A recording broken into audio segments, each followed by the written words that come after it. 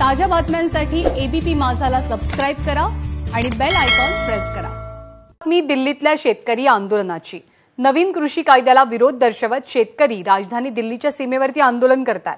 आज या आंदोलनाचा 9वा दिवस आहे आणि त्यातच आज केंद्रीय मंत्री आणि शेतकरी नेत्यांमध्ये तिसरी बैठक सुद्धा होतीये।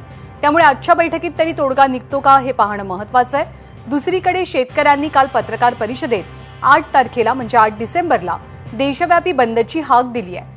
या बंदच्या पार्श्वभूमीवर दिल्लीच्या सीमेवर कडेकोट पोलीस बंदोबस्त तैनात करण्यात आलाय।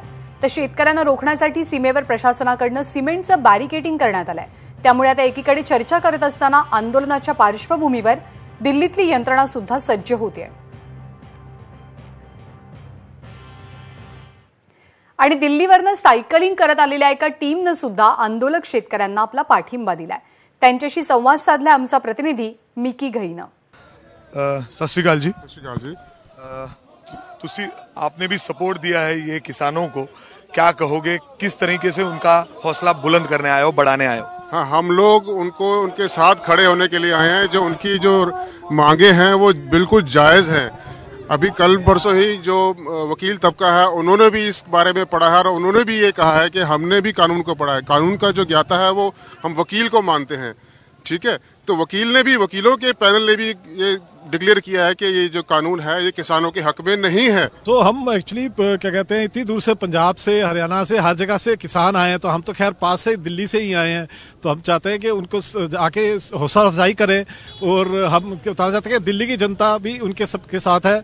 हम एज अ साइकिलिंग ग्रुप क्या कहते हैं, हम जगह जगह जाके यही मैसेज देना चाहते हैं कि ये जो किसान की जो डिमांड है वो बिल्कुल पूरी की जाए। सबकी बेहतरी के लिए हल निकलना बहुत ज़रूरी है।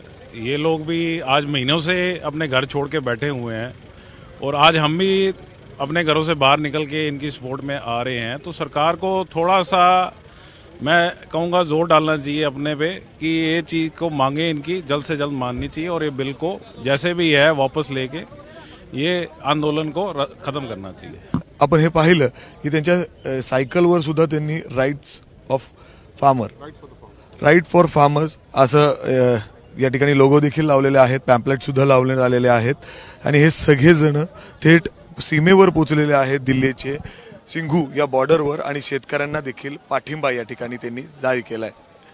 कॅमेरामॅन अमोल गवाळेसह मिकी घई, एबीपी माझा, दिल्ली, सिंधू।